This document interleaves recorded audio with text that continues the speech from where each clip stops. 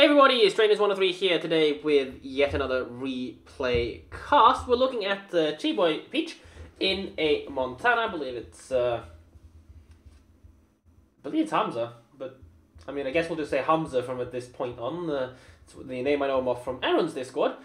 But before I get on that, just to clarify, I will be continuing to produce content. I am not vanishing from World of Warships. The amount of streams will probably still stay around about one every week. I cannot guarantee you anything in that sense, but I'm trying to make an actual schedule in my life. Make it more predictable now that I have control back again with no actual random kind of distractions from, competitive. Now, any distraction I give myself is purely one that I need to maintain my kind of mental health. Just only studying is usually not that good of an idea because you burn yourself out from studies and you don't actually get anywhere in life anyways. That was honestly my biggest worry with this semester. As I said, I'm taking 2 years in one semester's worth of it. So, yeah, it's gonna be, how can I put it, pretty goddamn intense. Regardless, UI seems to be a little bit derpy on this replay, but hey. Heading towards Charlie with the Montana, we got the rather horrible spawn in my opinion. I don't like the Charlie side of this map, simply due to the fact that you can just lock yourself one down there, no one's getting the cap, yay.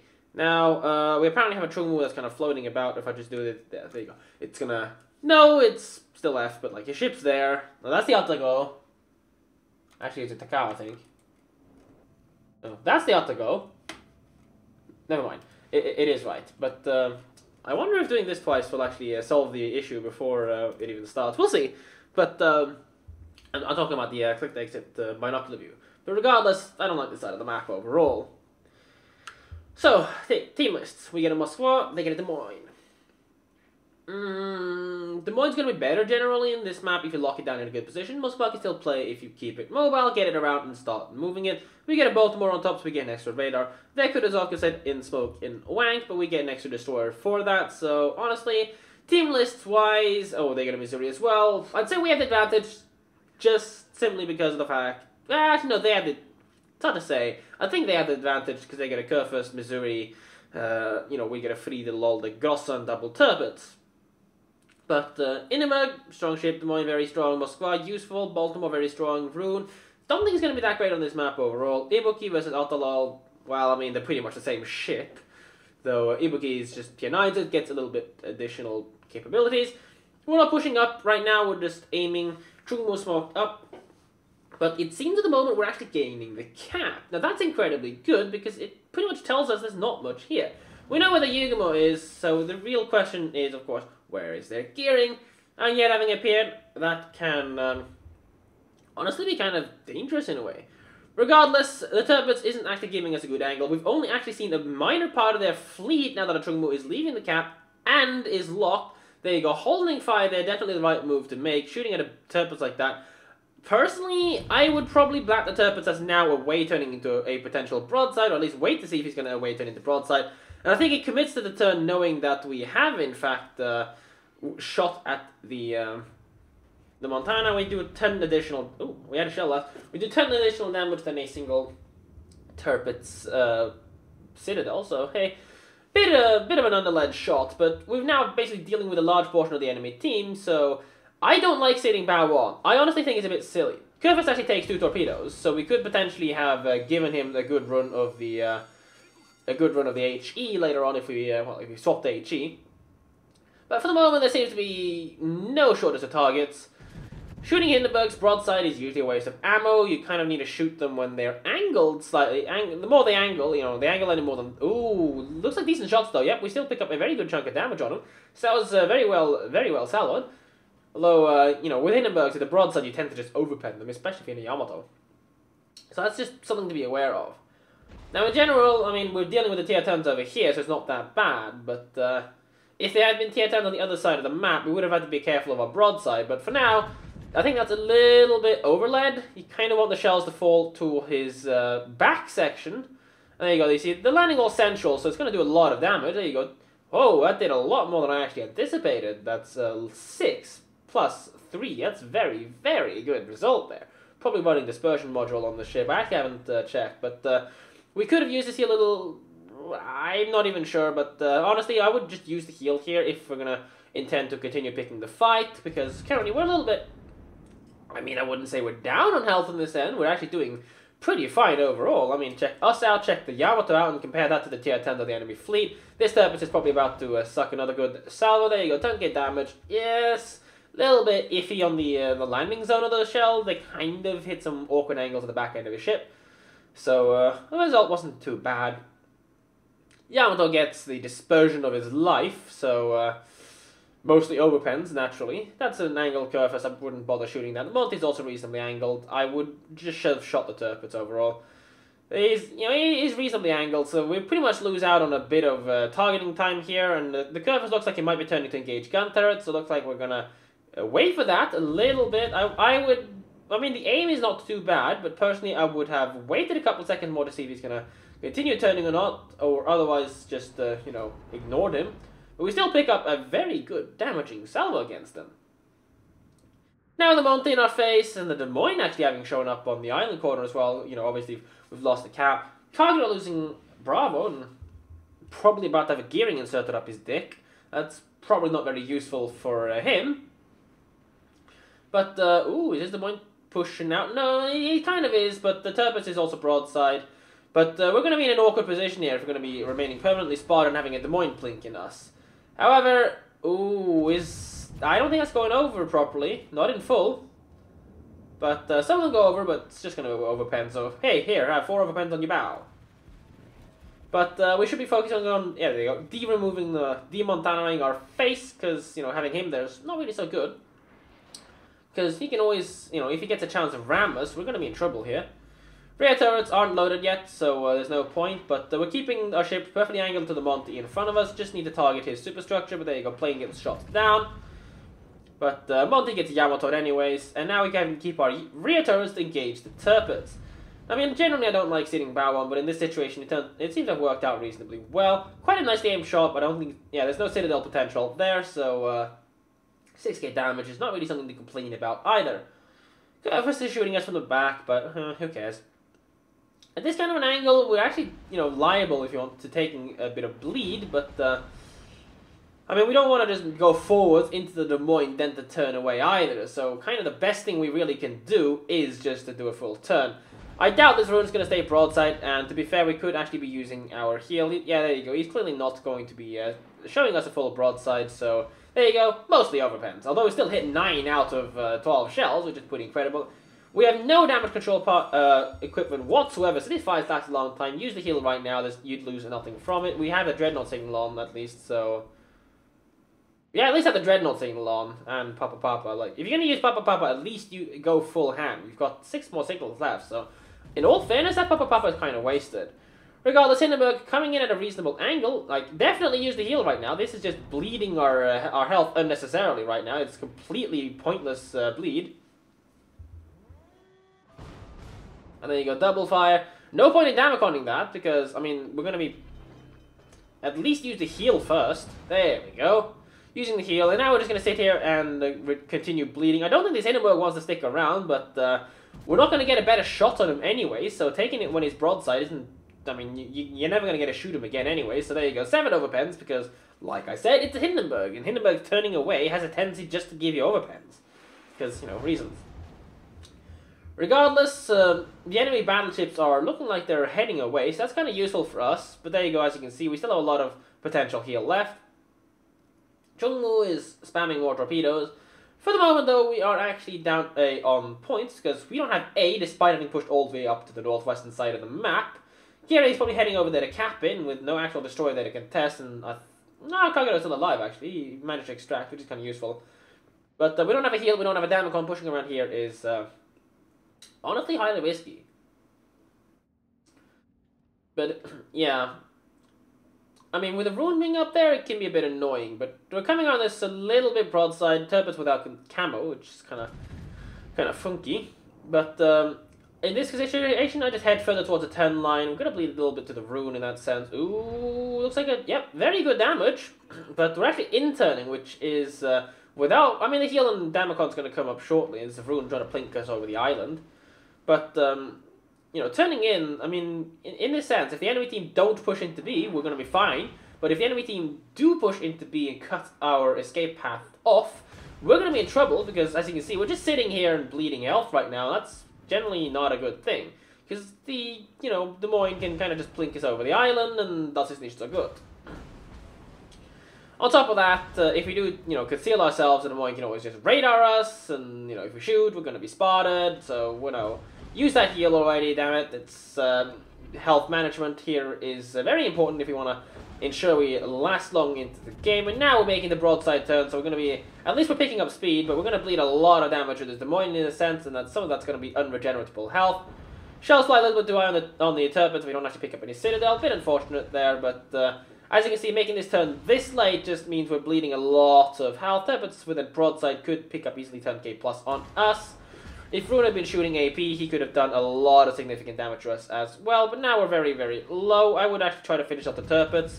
He's the probably the more dangerous target right now. Kagero has decided he wants to try to insert on the Des Moines, so at least destroyer-wise, and that's a bit unfortunate with the aim there. Should have aimed a bit more to the left.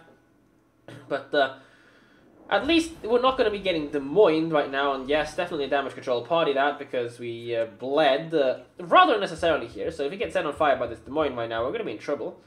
But at least it looks like the Des Moines taking one, and the thing about Des Moines is they have like a 7% torpedo bulge. Don't show broadside with the stuff behind there. It's generally not a good idea. Looks like we get an incredibly good dispersion, we just don't have to hit the right spots.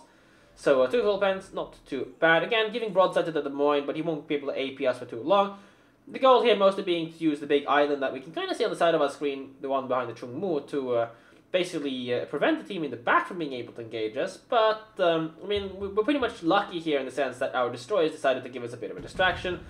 Again, taking a very well-aimed shot at his bow, trying to go for the Lolpen Citadel, and doesn't come in, but he's at least very low right now. Chung Mu smokes up, but the Des Moines at this point is pretty much one-shottable. I mean, 27mm of armor everywhere. It's pretty much just a lol pen everywhere for us. Keeping the Des Moines spotted for the Chung Mu means that if we're actually lucky, he can plink the guy to death. Using our next heal, again, we could have had the next heal up already for... Well, we could have had our last heal up already if we'd been using our... well, almost up already if we'd been using our full heal potential. And using them as early as we possibly can while still getting the most effect out of it. Turpits on 600 health, Des Moines on 1,600. Chung Mu is going to continue plinking that, so hopefully it's going to go down, but right now, we need to kind of make a move in a sense. We need to kill the Turpits, we need to kill this Des Moines, we need to get the game going again, get the Turpits and Rune out of the game. Kurfürst is still reasonably low, but our Shimmy's at least up, and the last destroyer has gone down, so we just need to regain control of the game right now, kill off the enemy ships, kill the Turpits off with their main guns right now. Personally, just full salvo him, full dump everything on him. We can deal with the Des Moines later on. But, Rune's up. In this case, don't shoot the Rune, kill the Des Moines. Don't shoot the Rune, kill the Des Moines. There we go. And we actually full dump the Des Moines. At this range, we honestly don't need to do that. At this point, he's actually healing, so... But personally, I would have just sent 2 of our guns at him, 2 of the guns at the Turpits. Gone for the greedy double strike, but our Chung Mu actually goes down to the Rune right now, so that's kind of an iffy situation we're in. This smoke screen will hopefully expire rather shortly, so that we can actually engage this Rune. But here we can see, yeah, Turpits doesn't actually do any damage to us, but we need to engage this Rune right now. And we need to hit him. Can I get my camera? No, I can't. We need to not shoot him in the bow, because, well, actually we do very, very good damage, but here's the thing. A bow on Rune is actually not fully lolpenable. You can only lolpen the very tip of his bow. However, if it angles, you can easily get into his Citadel. Now, personally, I would have launched a plane a couple of seconds ago, like 15 seconds ago. Didn't actually get to commentate on that, but there we go. Using the last heal. Now, that's actually a wasted heal in this case. That's not a fully that's not a full regeneration. But I would have launched a plane earlier and hope it takes off in the right direction and get into the, try to get into the position to spot any torpedoes from the Rune, but it seems like he didn't actually launch on us. That Turpits is a very, very dodgy shot, and I don't think we're going to get it, as the Kurfürst actually picks up our Shimmy. We still have Baltimore on the 1 line, but we now need to accelerate engine and head flank, pick up the Turpits first, which is something I would have done earlier. Bleeding a little bit to the Des Moines isn't that big of a deal, but letting a Turpits get away like that could quickly become a deal. So, would have just engaged the turrets with all of our guns and then gone around the corner and finish off the Des Moines. But then and again, that's without knowing where the rune was, with the rune having basically pushed with us to pushed back to support his Des Moines. And whoa, that Atago's really low HP. He doesn't need to go engines ahead flank. He needs to stay behind us, because at this point, remember, they'll have A. There's 5 minutes left of the game, so we're not going to take the 1,000 points. They have 570 points. I'm saying 570 points because the Turpus is so low HP, he should just be dead. The question is, of course, can our Baltimore actually extract himself? He should stop shooting and go south, try to go south. He's still got some health left, but he's on the border, so if we can get this Curvus to turn towards us, that's going to be good for us. Yes, wall riding means that it's easier to shoot him if you know how to shoot them. Granted, very few people actually have experience shooting people on the border now, so saying that is basically saying, hey, I am crap, I can't predict people's movements on a plane that reduces your ability to maneuver, so I am crap.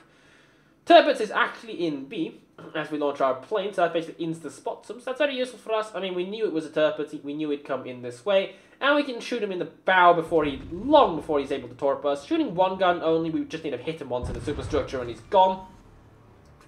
And there you go, he didn't have a plane up, so he didn't see us coming. He didn't know we were here, it's unlikely he would have torped, but still, just to be safe, I would be heading in like this kind of a direction a little bit, just to make sure. Plane needs to circle around right now, and then we'll hopefully get it to spot the Curvus. We are running a full concealment build, so, but then again, he's right in our faces, so, gonna get ourselves spotted. I would wait a little bit, because our plane is now in a position to spot this guy, so now take the shot. There we go, good. Just to maximize our potential damage. We don't actually have or had a real shot against the Citadel, but 4 pens for 1.1. Very good result there overall. Looks like our Atago is taking some heat. That was lucky. And honestly, very silly. You should be pushing up. You should be 2-3 kilometers behind us, pushing up, because that's the distance basically we're going to detect the Curvus and for him to be just at the border of his range to engage the target. Now at this point, without our heal, this is our permanent health, and that's something that you need to be aware of. If you are engaging a Curvus like this, and you are able to keep pushing on, keep full speed, and this is the thing, I would be keeping full speed, because that means that you have the higher chance to be able to turn in. If he shoots you in the right position, he can wipe you right here and right now. However, he gives a massive, massive broadside, and there you go, you can see 22,005 damage. He could have gotten lucky and killed us up front there, though granted for the damage we did to him, this should be an easy pick. Otago and the Baltimore easily should be able to come in and finish this game, giving us a lot of damage. There you go, Baltimore finishes kill, 261,517 damage dealt in this battle. We got very lucky with a lot of our dispersion being very, very much on point. We could also have gotten unlucky with them doing absolutely nothing. Overall, we sat very, very static, not really that good of a thing to do overall, and then when we pushed Charlie, we were very indecisive about it, and ending up basically parked in front of a Des Moines and the rest of the fleet. Having seen the Curvus heading away a little bit, the Curvus on the enemy team was really not doing a good thing for their team overall, and the Charlie flank should easily been able to push and annihilate us if they'd just been, not showing so much broadside. And in all fairness, spamming HE as a combined group together with the cruisers, spamming HE at us would easily have killed us off, and this, well, we wouldn't have had this result, but that's kind of the general thing about the Charlie side of the map, especially if you're playing it from the east, from the south, the southern side of the map. The northern side generally has a hard time breaching it. I find it in that sense. I mean, the southern islands are generally a little bit better because you can kind of sit where we sat with the islands to make plays a little bit better. At least that's my opinion on it. So you kind of just need to be aware of that in general with that side of the map. So personally, I prefer the alpha side. You saw that with our team. They actually breached all the way up to the northwestern side of the map. Granted, they didn't cap A because the shimmy, is, full damage farming shimmy, so he wasn't really that great. I mean, he did enough damage in the sense. He picked up 3 kills that he meant that we could come in and mop up later on, but still, dying in the end like that is generally not a very good thing. And it really does speak about the qualities of a destroyer player if you're about the qualities of a damage farming destroyer player that also manages to get itself killed. That's generally not a good sign. And it's, if you are a destroyer player that is exclusively going for damage and not able to integrate team utility into farming the damage, then and you still have sub 80% survival ratio, then honestly you're doing something wrong. But regardless, what do we have on the team scores here? You know, we're top on the scoreboard by a fair chunk. We did a large portion of the damage. Baltimore's reasonably high up. I mean, Baltimore's had very good XP modifiers. Modifiers on the bottom. I didn't actually catch what happened to these guys. Kagura actually died in the end, but he was trying to contest. So, honestly, compliments to this Kagura because he actually tried. This Chungmu did a reasonably decent job as well, torpedoing stuff on our flank and generally making life difficult for the enemy battleships to make a move. Although, you know, him and the Kagura died in basically sacrifice to make, you know, to allow us to survive. Because if those guys hadn't been there, I honestly believe we should have died to the Des Moines there, especially since we don't have any damage control party upgrades, captain skills, or equipment on our ship whatsoever. So that is something to be aware of, though. It's not always a good thing to go for full damage on. Sure, your fires last, what, 34 seconds or something like that? 35, 32? I forgot the exact numbers, but, you know, once a fire expires, it's not going to be dealing damage, and you can reconceal yourself, but, you know, if you're going to be permanently shot at by AT, you're pretty much going to be permanently on fire, so you know, it kind of hampers your concealment build, but if you're on fire, the same position can't be set on fire again, so, you know, it depends on how you roll your captain, it's not usually the biggest thing, but, you know, if you are being shot at by 5+ AG spammers, you're going to be permanently on fire, so it doesn't really matter. So, you know, the way you use a build really matters, and we have a concealment build with no survivability on it, so, well, with no tankiness on it, I should rather say, so, it kind of indicates to me that we're a lot more of a passive build, and we did play it very passively instead of trying to move around, and all honesty, I believe that moving around with battleships, even some of the tier 10s, is not too bad of a thing. Yamato's not so easy because it's slow and has a really, really, really bad armor layout, but with a Montana you can kind of get away with it. Like, it's not a curve first, you shoot a broadside, you get a crap ton of damage. You shoot a Montana broadside, you can either do like 10 overpens, or you can do, you know, maybe a Citadel in there as well. It's really, really random. But yeah, let's see, I'm pretty sure I have this as well. There we go. 3 secondary hits, who cares, 1 fire. Granted, that's actually not too bad overall. 3 kills with 2 planes shot down, 2 planes. The Dreadnought and High Caliber, again, that's rather obvious of a result to pick up. 114 hits for 261,000 damage, and this is apparently his damage record, which is not bad. I mean, 261k in a Montana fought in a game like that. I mean, looking at the team list, it's not even that many battleships here. We just got to whack this Curfus repeatedly for like 30k damage salvos on him. So that's really, really, really good firing off this guy overall. We did get a good chunk of the Des Moines. Nothing about this guy, nothing here, nothing. A good lot of the Rune and Hindenburg as well overall. So we got a lot of damage to pick up for us, and pretty much us ourselves. Yeah, I hope you guys enjoyed this replay cast. Hans, I hope you find the tips useful. So, you know, to answer the question of, you know, if you were too passive or aggressive, which you sent in the email, I would say you weren't necessarily passive or aggressive on your positioning. The area of the map you fought on was good. However, on the tactical level, what I just mentioned, the strategic level, your strategic play was good. You held the right strategic areas, you pressured the right targets in general. On the strategic play, you did good, but tactically, you could have positioned yourself better to not sit there, bow on and bleed, use your heals earlier when you are taking damage. You could have turned away earlier. You could, you know, just sit there, ass onto people if you want to sit like that. Or, you know, in general, stay mobile. Especially with the last shot from the Curfus, he could have killed you, you know, traded you as well. You could have done like 15k damage to him. He could have traded you and killed you, and then, you know, killed the Otago, low HP, and then gone back and inserted gun in the Baltimore and killed him too. So, you know, we got lucky that we wiped him and he didn't wipe us there. But in general, a lot of luck with our dispersion in this game, but you kind of need that if you want to get a high damage game. So yeah, on your tactical play, it's very common to sit bow on, but generally do your best to try to avoid sitting bow on, keep moving, and that way you can always disengage, so you can always manage your health a bit better. Yeah, that's really the best I can really say here. So it's really your handling of the push against the Des Moines, where you got lucky to destroyers, sacrificed about, I'd say about 30,000 health that you would have bled instead of them. You know, getting themselves radar, so they distracted a lot of damage off you there. So in that situation, either just in-turn and break away, or out-turn and continue the fight from farther away. And of course, a better angle, bleeding less to the Des Moines AP. But yeah, hope you guys enjoyed this replay cast. If you'd like to watch your own replay featured on my channel, give you guys tips on how to play, there will be an email address in the description below. Send your emails there.